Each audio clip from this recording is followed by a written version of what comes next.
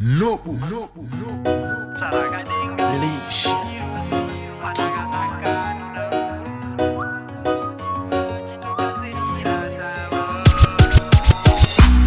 Sarakadenga uringirusi panakanaka ndoda kugorora ndobhadhara matora chitogadzirira tavo. Sarakadenga uringirusi panakanaka ndoda kugorora ndobhadhara matora chitogadzirira tavo.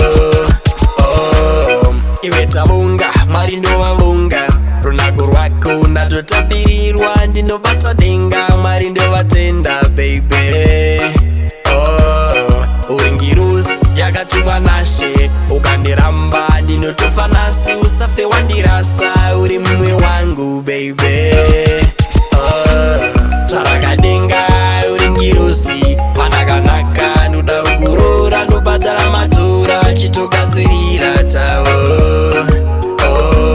Sarakadenga uringirusi panakanaka ndoda kugorora ndobhadhara matora chitogadzirira tavo.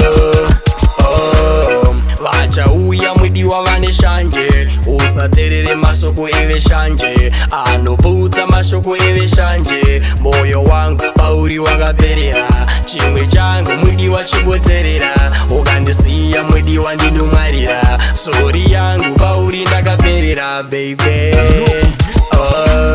Sarakadenga uringirusi panakanaka ndoda kugorora ndobhadhara matora chitogadzirira tavo. Sarakadenga uringirusi panakanaka ndoda kugorora ndobhadhara matora chitogadzirira tavo. Tapi mwidiwa ndatonakirwa, chiso chako mwidiwa chondipenyera, rudzi rwenyu mwidiwa rondipengesa baby. Tapi mwidiwa ndatonakirwa, chiso chako mwidiwa chondipenyera, rudzi rwenyu mwidiwa rondipengesa baby. Sarakadenga uringirusi panakanaka ndoda kugorora ndobhadhara matora chitogadzirira tavo.